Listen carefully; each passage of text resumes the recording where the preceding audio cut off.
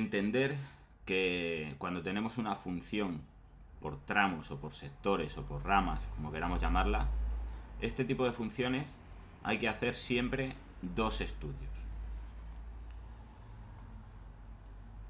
Hay que hacer un estudio parcial y un estudio general.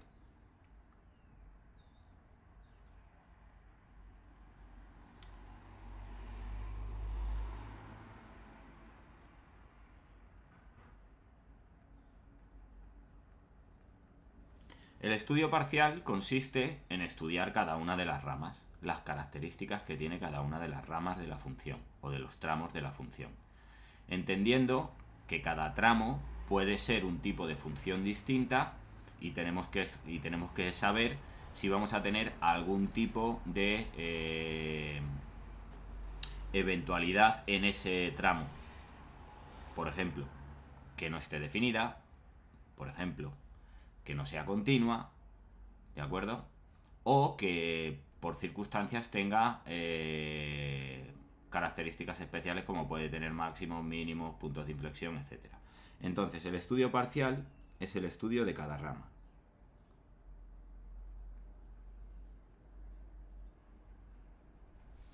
Y luego el estudio general, que es el estudio de toda la función en conjunto, atendiendo siempre a los puntos de unión de cada rama. ¿De acuerdo? Atendiendo a los puntos de unión de cada rama. Para ver qué es lo que ocurre en esos puntos de unión, observando los signos que tenemos de menor o mayor o igual o menor o igual.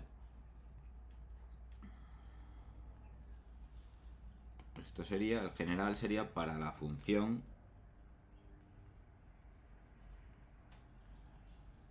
en su totalidad.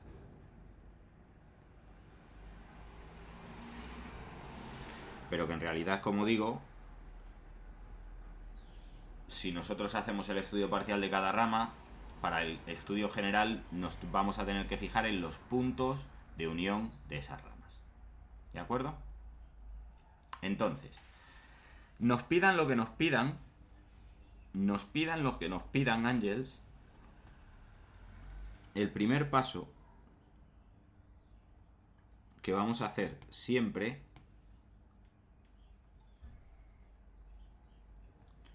va a ser definir las zonas de representación de cada rama.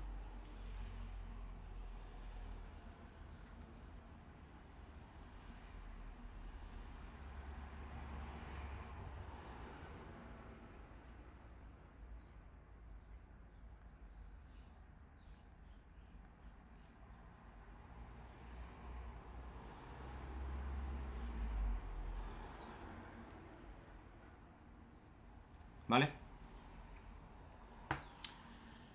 ¿Y eso cómo lo hacemos? Nos pidan lo que nos pidan, ¿eh? Me da igual lo que nos pidan. Cogemos, nos plantamos un eje de coordenadas, observamos cuáles son los puntos de unión de cada rama. En este caso, la rama 1 con la 2 se une en el -1 y la rama 2 con la 3 se une en el 1. Y nos vamos a marcar el -1 y el 1. Y ahora sabemos que la primera rama va de -infinito hasta -1, que la segunda rama va de -1 a 1 y la tercera rama va de 1 a más infinito. ¿Vale? Una vez que tenemos eso marcado, determinamos la función que se va a representar en cada sector o en cada parte de estas que hemos hecho del cuadrante. Entonces aquí vamos a representar la función 1 partido por x, que es una función racional. Aquí vamos a representar la función, en este tramo vamos a representar la función ax más b. ¿De acuerdo? Que es un polinomio. Y en este tramo vamos a representar la función x al cuadrado partido por x más 1, que es otra función racional. Entonces, como el primer tramo es una función racional, sabemos que va a tener un punto de exclusión de dominio, como mínimo, ¿vale? Y que va a tener una asíntota vertical también en un determinado punto, ¿vale? El segundo tramo no es una función racional, es una función polinómica, por lo tanto sabemos que va a ser continua y que en todo su dominio, y como su dominio va a ir de menos 1 a 1, pues ahí sabemos que no vamos a tener problema de puntos críticos. Y la tercera rama es otra función racional, que si nos damos cuenta el numerador es 1 mayor que el denominador, por lo tanto va a tener una asíntota oblicua, también va a tener una horizontal en un determinado, o sea, una vertical en un determinado punto. Toda esa información a nosotros nos sirve para saber con qué función nos estamos enfrentando.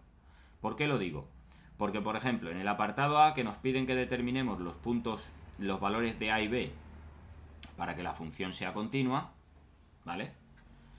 Vamos a tener que aplicar el teorema de continuidad en esos puntos.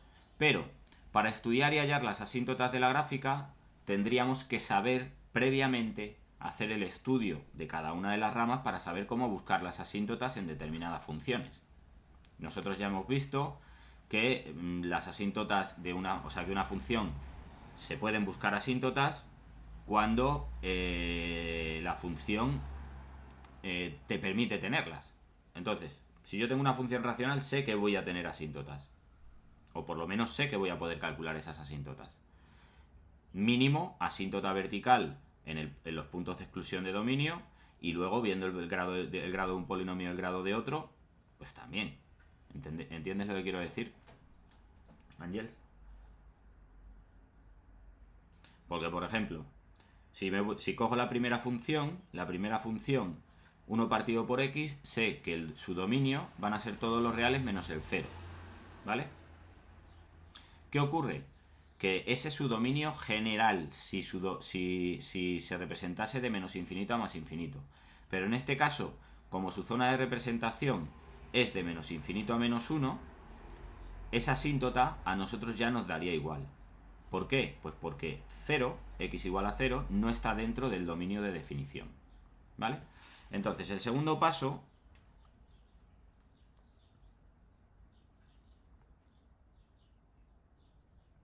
sería determinar el estudio parcial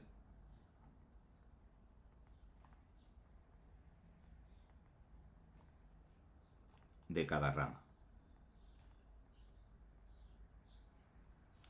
¿Es necesario? ¿Me lo están pidiendo en el ejercicio? ¿No me lo están pidiendo en el ejercicio? Pero si lo hago, y por eso hemos estado practicando todos estos días anteriores cómo identificar ciertas cosas en determinadas funciones, vamos a llevar mucho adelantado, ¿vale? Y vamos a incorporar un nuevo concepto que es el dominio de definición. No el dominio de la función, sino el dominio de definición, ¿vale?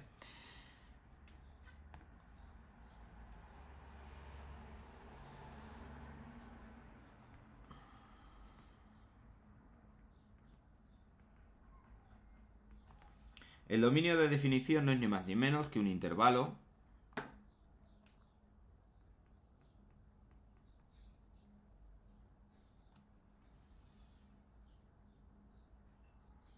donde la rama en concreto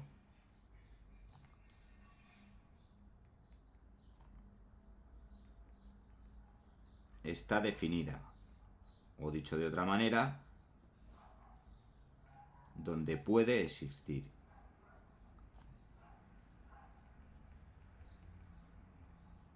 ¿De acuerdo? Entonces, ese dominio de definición donde la rama puede existir, a nosotros nos permitirá saber ciertas cosas. Me voy a la rama 1.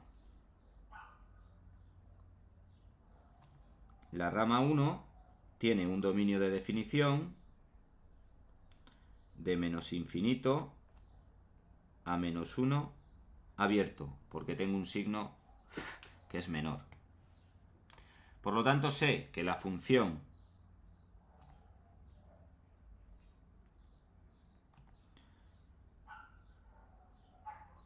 f de x igual a 1 partido por x, de esa función solo nos interesa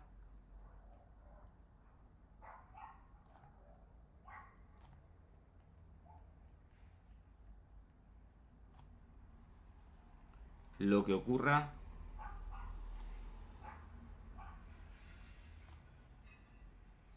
en el intervalo anterior.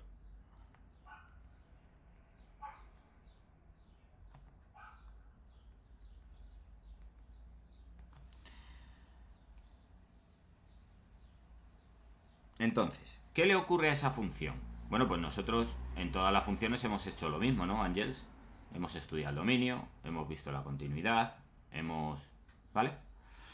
Si nosotros hacemos el dominio de 1 partido por x, van a ser todos los números reales menos x igual a 0. ¿Sí?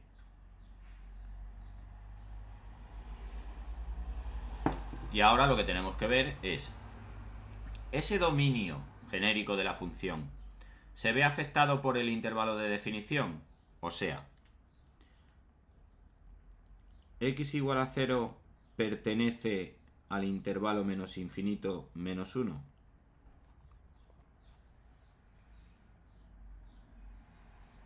¿Pertenece o no pertenece?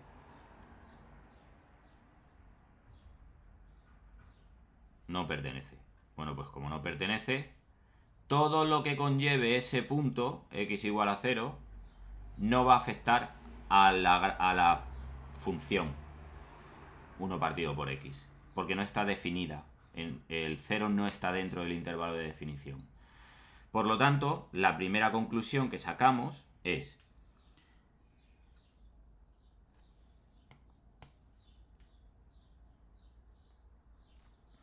que al estar excluido va a ser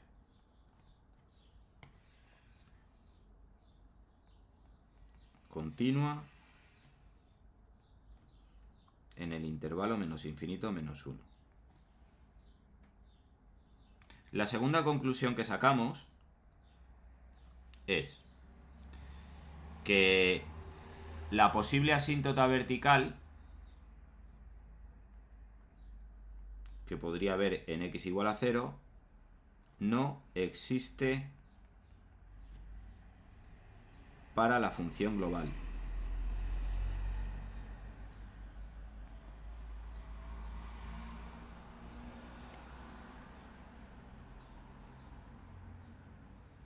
Y la tercera conclusión que podemos sacar es que esa función que tiene asíntota horizontal, porque el grado del numerador es menor que el del denominador, tiene una asíntota horizontal en i igual a 0, que sí representamos. ¿Vale? Que sí vamos a representar. Entonces, lo único que afecta a la función hasta el punto menos 1 de esa gráfica sería eso. ¿Vale? ¿Lo pillamos? Bien. Vamos con la segunda rama.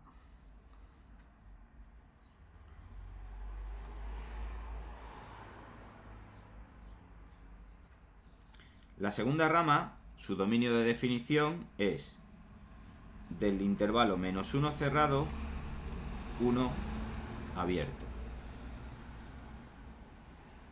Quiere decir que la función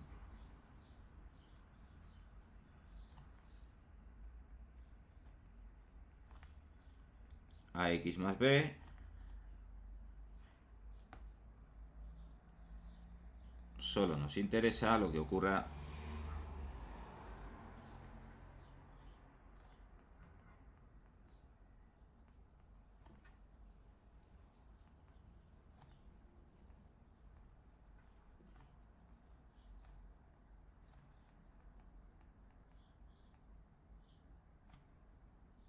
en el intervalo anterior. Y ahora, Ángels, la función ax más b es una función polinómica. Luego es continua en todo R, no tiene puntos de exclusión de dominio, bla bla bla bla bla bla. ¿Vale?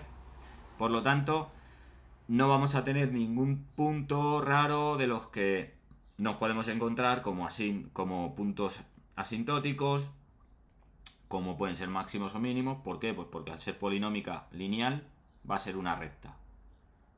Con lo cual esa no me va a preocupar. Lo que sí sé es que esa empieza aquí. ¿Vale?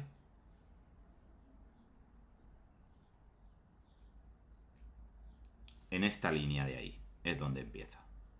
¿De acuerdo? Y la rama 3.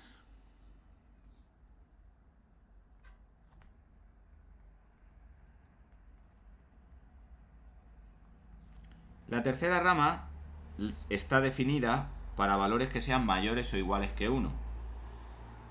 Por lo tanto, iríamos desde 1 cerrado hasta infinito abierto. Y con un proceso análogo a la rama 1,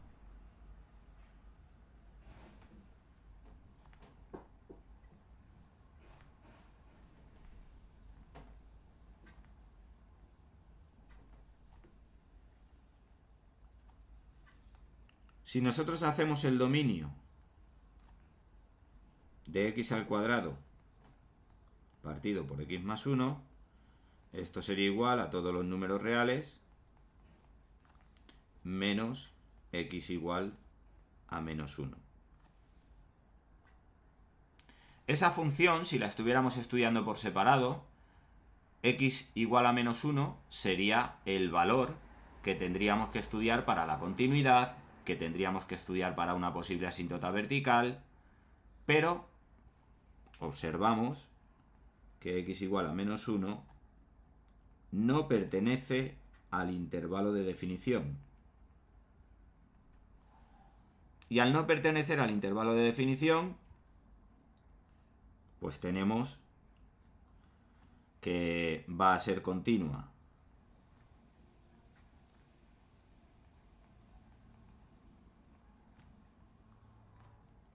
En el intervalo que tenemos, de 1 a infinito, que la posible asíntota vertical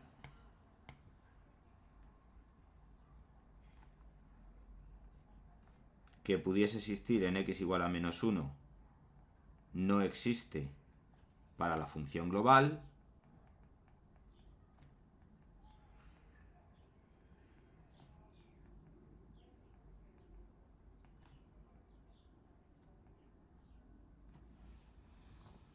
y que viendo las características de esta función racional, como el grado del numerador es 1 mayor que el del denominador, va a existir una asíntota oblicua en i igual a mx más n, que se representará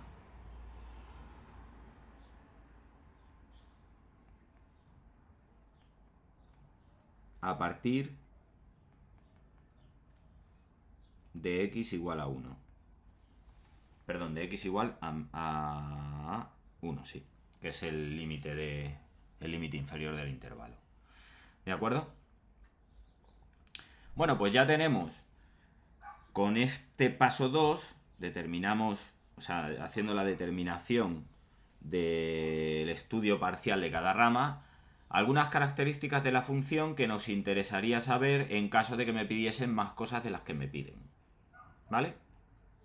Porque ahora mismo, cuando nos digan que estudiemos y hallemos las asíntotas de la gráfica, pues tendremos que decir que hay una asíntota horizontal y una asíntota oblicua. Y nosotros llevamos ya días diciendo que cuando tengo asíntota horizontal no tengo oblicua. Pero eso es cuando estamos estudiando una función desde menos infinito a más infinito, es decir, en todo R, y no una función por tramos o por sectores. Por eso tenemos que hacer este paso previo de determinar el estudio parcial de esta rama. ¿Vale? Normalmente este estudio se tiene que hacer de cabeza. ¿Vale, Ángels? Yo te lo he puesto escrito porque prefiero que en una hoja en sucio, cuando nos pongan una función por tramos o por ramas, hagamos todo esto para saber exactamente cómo funcionaría. ¿De acuerdo? Bien. Ahora vamos a resolver el ejercicio. En el apartado A del ejercicio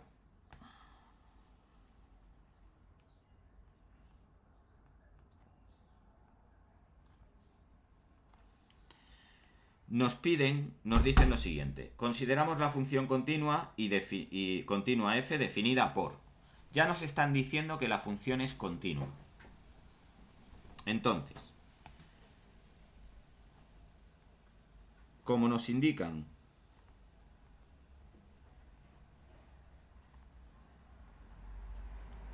que f es continua,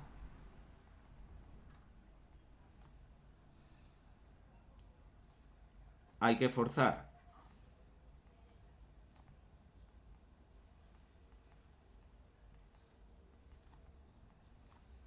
a f para que cumpla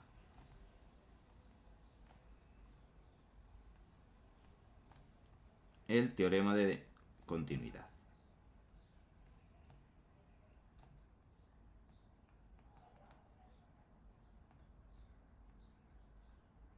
¿Vale? ¿Qué dice el teorema de continuidad?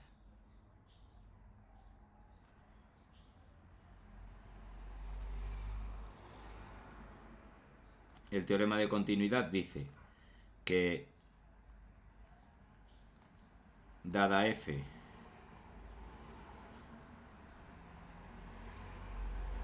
función cualquiera,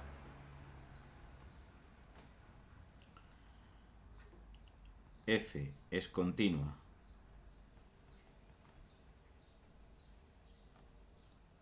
en un punto cualquiera de estudio, si, solo si,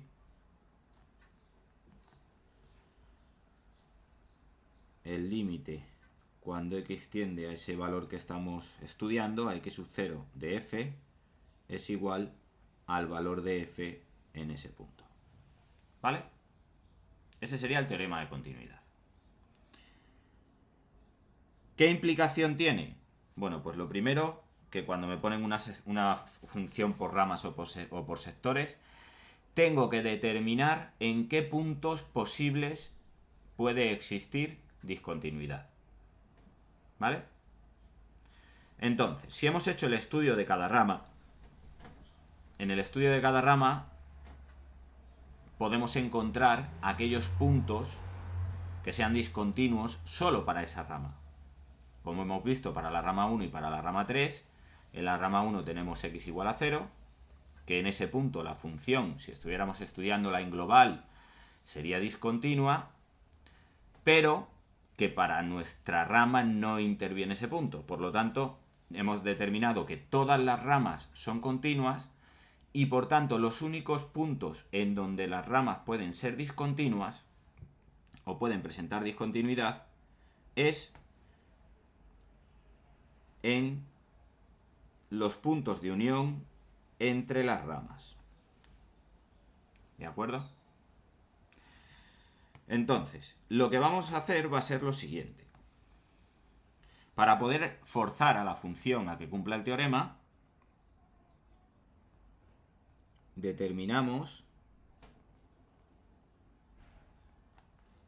los posibles puntos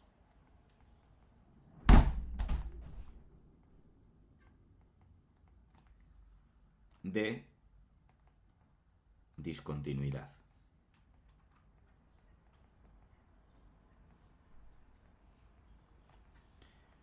Y los posibles puntos de discontinuidad, en nuestro caso, como ya hemos hecho el estudio previo, pues sabemos que ni x0 ni x-1, ¿de acuerdo? Para las funciones, para esas ramas van a existir y por tanto nos fijamos solamente en los puntos de unión entre las ramas. Y tenemos un punto de estudio sería x igual a -1 y otro punto de estudio sería x igual a 1. Serían los dos puntos de estudio. ¿De acuerdo? Segundo elemento que tenemos que identificar.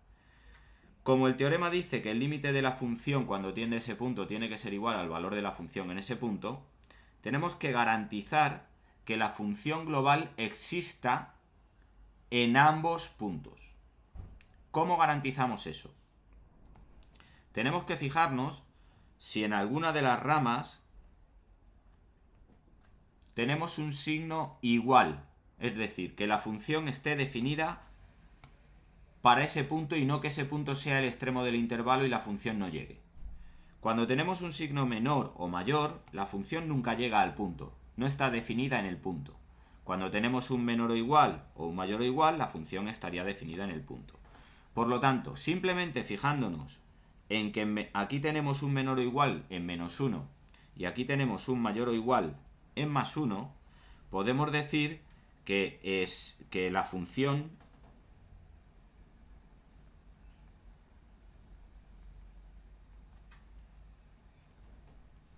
en x igual a 1, perdón, en x igual a -1 y en x igual a 1 va a tener un valor, es decir, va a existir. ¿Cuánto vale f de -1? Bueno, pues f de -1, como el -1 lo tengo aquí el igual, tendría que coger esta rama y el valor de la función en -1 sería b menos a, sustituyendo el -1 en la x. ¿Qué valor va a tener la función en 1? Pues el valor que va a tener la función en 1, como el igual lo tengo aquí, tendría que tomar esta rama y el valor que va a tener la función en 1 va a ser un medio. Por lo tanto, una de las propiedades del teorema, una de las premisas del teorema se cumple, y es que exista la función en ese punto, el valor de la función en ese punto. Bien, ahora, ¿qué es lo que vamos a hacer? Pues lo que vamos a hacer va a ser forzar a que exista el límite. Como el límite de la función lo tengo que aplicar al valor -1 y al valor 1, lo que vamos a hacer ahora va a ser calcular el límite en esos puntos. Entonces, para calcular el límite,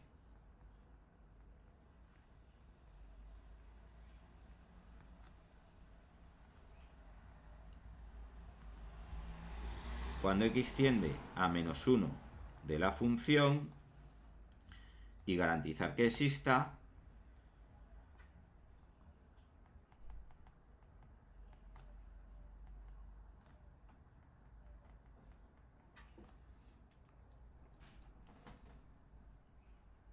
forzamos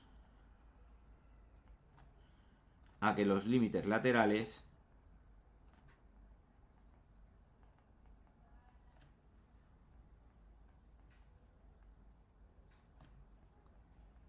sean iguales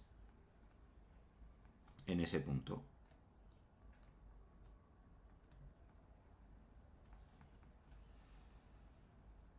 Es decir, que el límite cuando x tiende a -1 por la izquierda sea igual al límite cuando x tienda a -1 por la derecha. ¿Qué ocurre? Que cuando nos acercamos al -1 por la izquierda estamos tomando esa función, esa rama. Por lo tanto, 1 partido por x, ¿vale?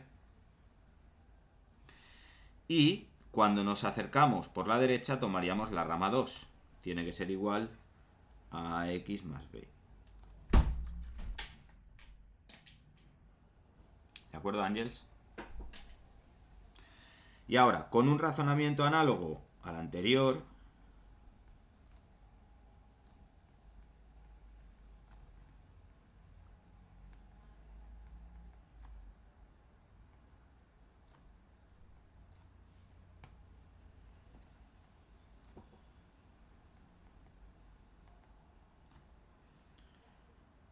hacemos lo mismo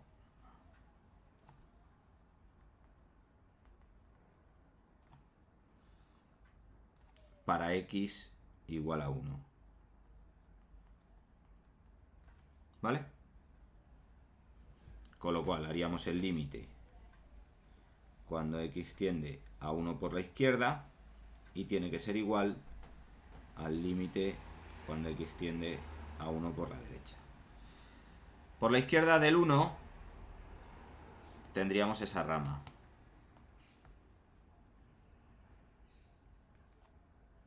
A x más b. Por la derecha del 1 tendríamos esta rama.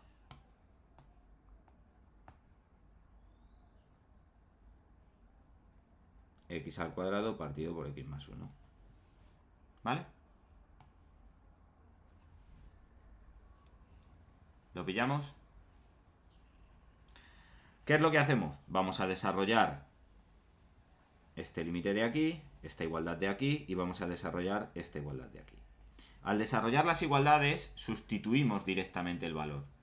Es decir, no vamos dando valores hasta acercarnos al menos 1, sino que sustituimos el menos 1, con lo cual aquí me queda menos 1, y aquí al sustituir el menos 1 me queda b menos a.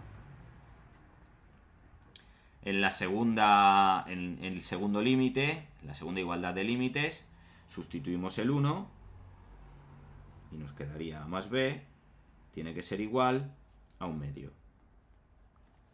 Y lo que tenemos es un sistema de dos ecuaciones con dos incógnitas. ¿Vale?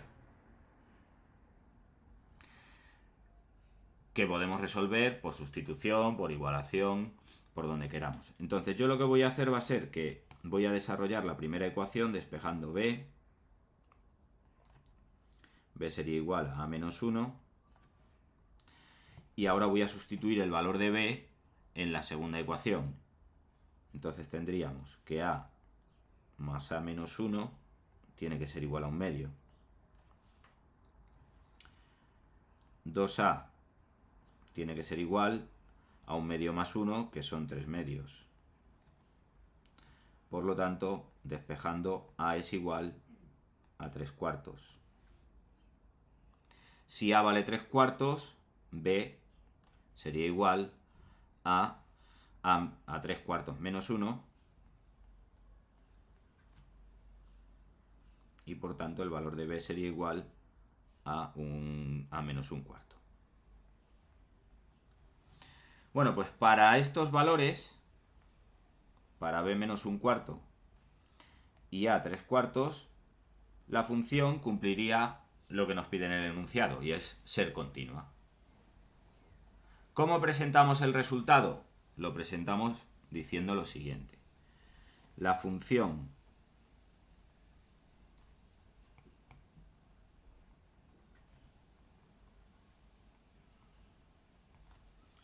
f es continua si tiene la forma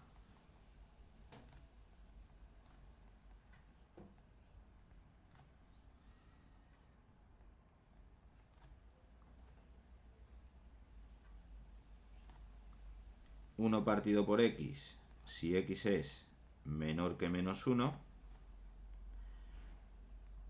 3 cuartos de x menos 1 cuarto si menos 1 es menor o igual que x menor que 1, y x al cuadrado partido por x más 1 si x es mayor o igual que 1. ¿Vale?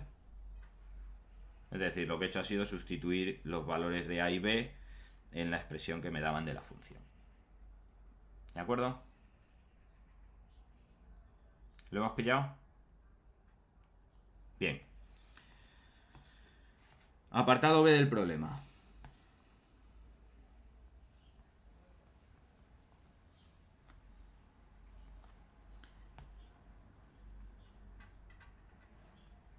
Calcular asíntotas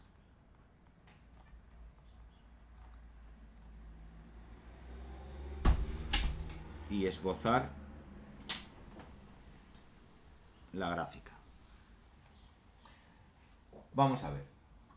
Para calcular las asíntotas y esbozar la gráfica de la función, nosotros nos vamos a tirar a lo que hemos hecho inicialmente. Porque yo ya sé qué asíntotas tengo que calcular. ¿Vale? En la rama 1 tengo que calcular la asíntota horizontal, que sí está definida. En la rama 3 tengo que calcular la asíntota oblicua, que está definida. Entonces, calculamos y decimos que por el estudio anterior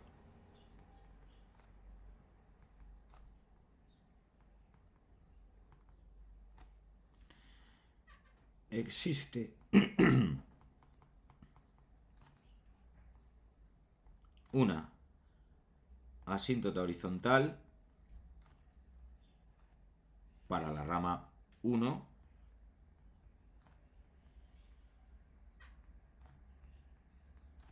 y por tanto calculamos el límite cuando x tiende a más infinito a más menos infinito, ¿vale? Límite cuando tiende a más menos infinito de 1 partido por x, que va a ser igual a 0,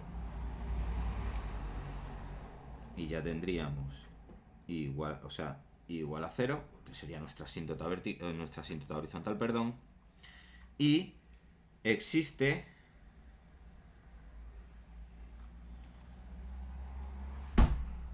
una asíntota oblicua para la rama 3.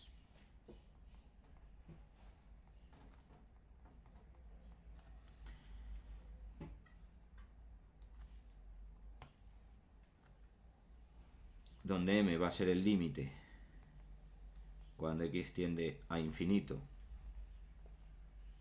de x al cuadrado partido por x al cuadrado más x.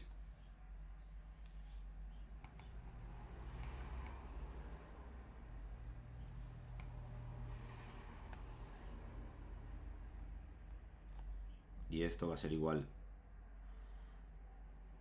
a 1, porque como son del mismo grado, se dividen los coeficientes de exponente máximo. ¿Vale? Y n, que va a ser igual al límite cuando x tiende a infinito de x al cuadrado partido por x más 1 menos x, que sería igual al límite cuando x tiende a infinito de x al cuadrado menos x al cuadrado menos x partido por x más 1, que sería igual al límite cuando x tiende a infinito de menos x partido por x más 1 igual a menos 1. Y ya tenemos la asíntota oblicua igual a x menos 1. Y ahora, ojo, la asíntota horizontal solo se representa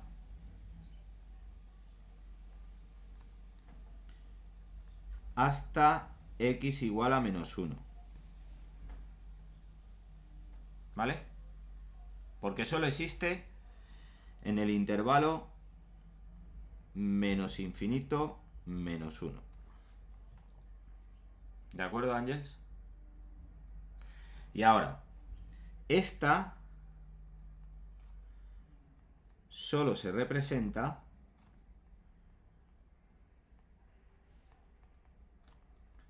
a partir de x igual a 1, porque solamente está definida en el intervalo 1 infinito. Por lo tanto, como tenemos que hacer la representación, pues vamos a hacer una representación lo mayor posible y empezamos representando las asíntotas. ¿Vale? Al igual que he hecho antes, voy a marcar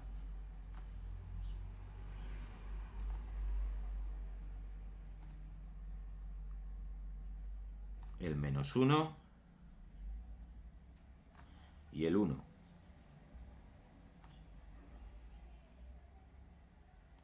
¿vale? Voy a marcar el -1 y el 1, porque son las zonas, los extremos de las zonas de existencia del dominio genérico de la función, ¿vale? Del dominio de representación.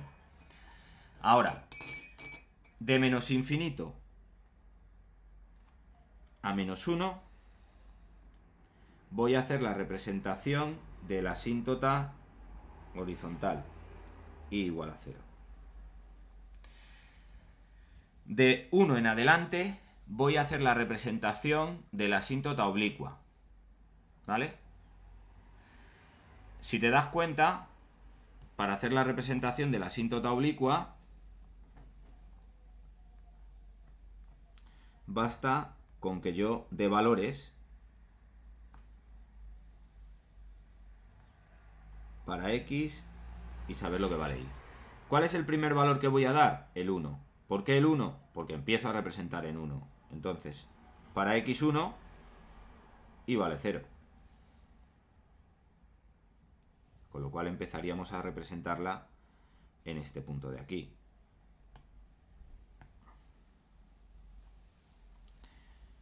Y como no puedo darle para i 0, ¿de acuerdo?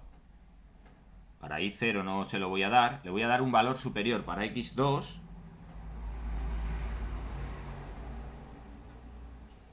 Y vale 1. Entonces para x2 y vale 1, que sería ese puntito de ahí.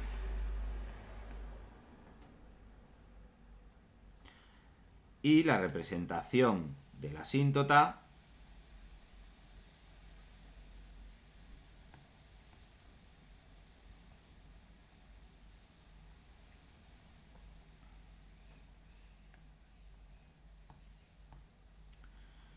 sería la unión de esos dos puntos, que viene así. Pero desde x igual a 1. ¿Vale, Ángels?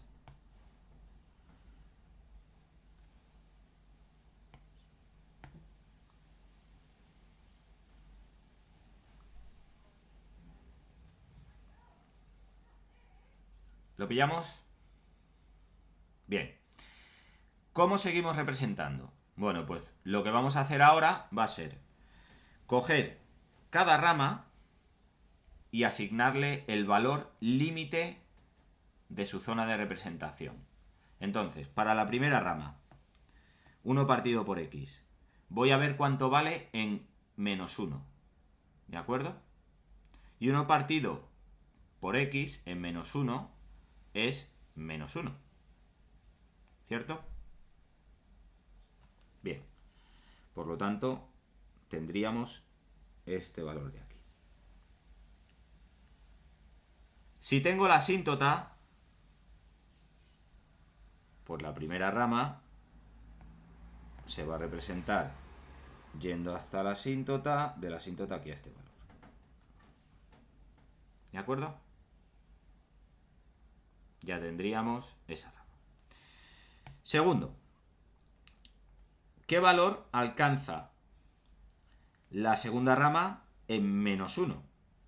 Pues obviamente en -1 vamos a tener -3/4 menos 1/4, que es -1 también. Con lo cual va a alcanzar ese mismo valor, porque es continua. Y en x igual a 1,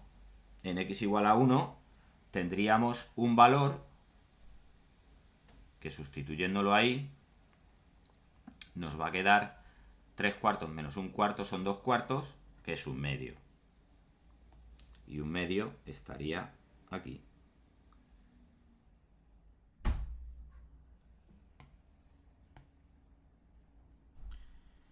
Ahí está el 1 y aquí estaría el 1/2. Por lo tanto, la representación de la segunda zona sería esta representación.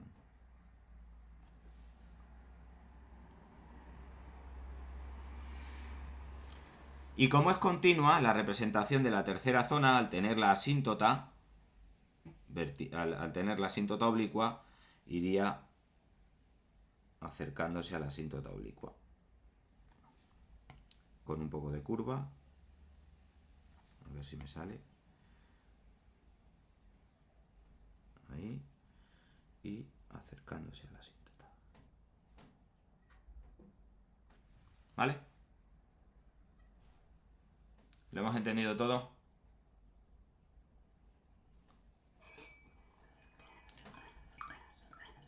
Perfecto. Pues este tipo de funciones, si me las ponen en un examen, o sea, no hay que tardar 1 hora en hacer el ejercicio, porque en realidad el ejercicio se resume en 5 minutos.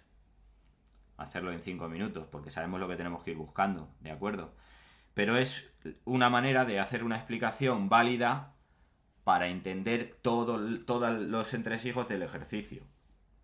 A la hora de la verdad, como digo, este ejercicio se tiene que hacer en 5 minutos, 10 minutos, porque según te lo ponen, tú ya sabes que vas a tener que hacer los límites laterales, que vas a tener que igualar el límite en -1 y el límite en 1. Tú ya sabes que para el cálculo de las asíntotas tienes que hacer el estudio de cada rama. Entonces, de la primera rama, si somos un poco avispados y tenemos delante la guía esa que hemos hecho, pues sabemos que va a tener una asíntota vertical en 0 y una asíntota horizontal en 0 también. El 0 de la asíntota vertical lo excluyo porque no está definido. En el tercero pues tengo en -1 una asíntota vertical que sé que no voy a tener que hacerla porque no está definida en el dominio de definición, y luego sé que voy a tener oblicua, entonces ya voy a tiro hecho. ¿Entendemos lo que quiero decir? Porque este estudio previo pues lo habría hecho de cabeza, entonces sé lo que tengo que ir buscando. Lo que sí recomiendo cuando hagas un ejercicio de este tipo es que pongas el teorema, la definición del teorema, ¿vale? Porque luego toda la demás palabrería que he puesto yo ahí es para explicar el ejercicio.